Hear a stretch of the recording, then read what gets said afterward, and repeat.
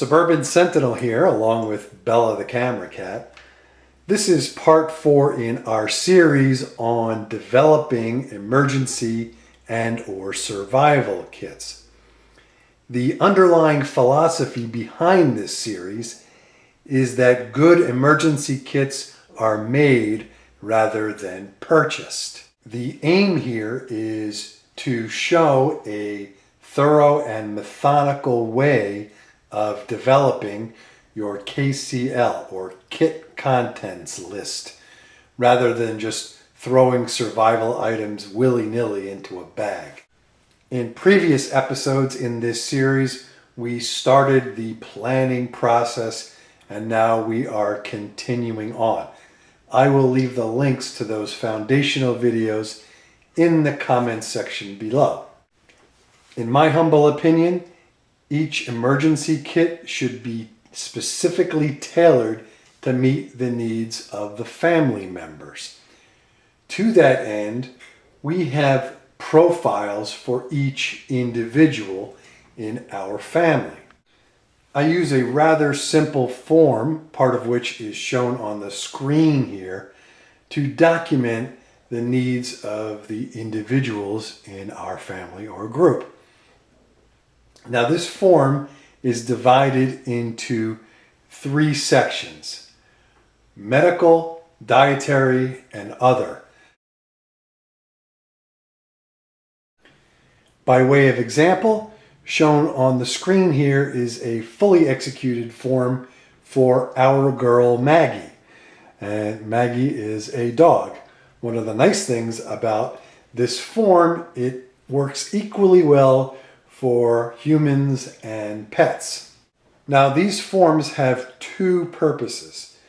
The first of which is by putting everything in writing, it helps one flesh out what types of supplies and materials should go into the emergency kits. Secondly, I keep a copy of these forms in each one of our survival kits for each person and pet. Starting at the top, we list the date of birth, and in Maggie's case, she was born sometime in March of 2005. This information could be useful if she required medical treatment, because age is often a consideration for surgical procedures, etc.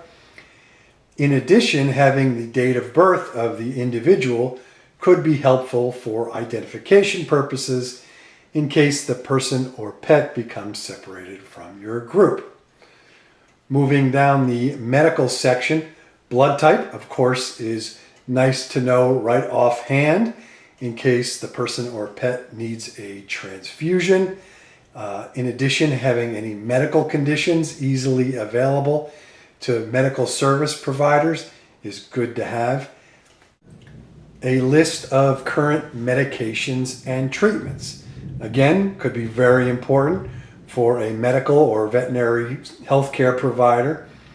Plus, now with this fleshed out, I know I need to have these items in our survival bags. Moving down the list, medicinal allergies. Very important to have that information. You don't want to have a child or pet being treated and under stress trying to remember if they're allergic to this, that, or the other thing. List of medical devices. Again, something that's going to have to go in your survival or emergency bags. Major surgeries. Of course, these could be relevant to subsequent medical treatment. Medical susceptibilities, in Maggie's case, she's very susceptible to skin irritation. I like to put in the date and nature of the latest vaccinations just for medical service providers to have. Even though I have separate records for that, it's nice to have this information at your fingertips.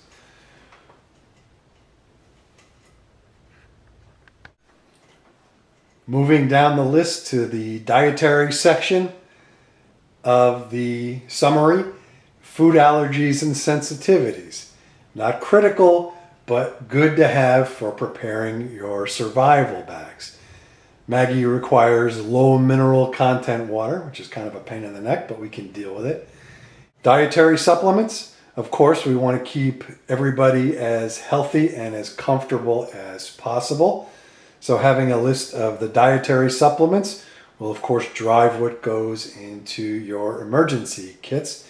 And having that information right on hand is really nice and convenient. Final section of the form are simple notes. Just anything that is relevant and important to your survival kit or to a summary of the person or pet's profile. Again, all of this stuff drives what goes into your kit, and keep a copy of the form, a hard copy that is, in each survival kit. Our practice is to update each person and pet's written survival profile for each kit upon every periodic inspection of the kit, and we just print out new hard copies and put them in plastic for protection. So this is a fairly straightforward and effective means of ensuring that the things in your survival kit are both necessary and appropriate for each individual. In the next segment in this series, we'll go into actually creating a kit contents list. So, thanks for watching. This is the Suburban Sentinel, along with Bella the Camera Cat. Please thumbs up and subscribe if you like what you see. Questions and enlightening comments are always welcome. Prep and be safe, everybody. Go back to sleep, Bells. I know you've had a hard morning.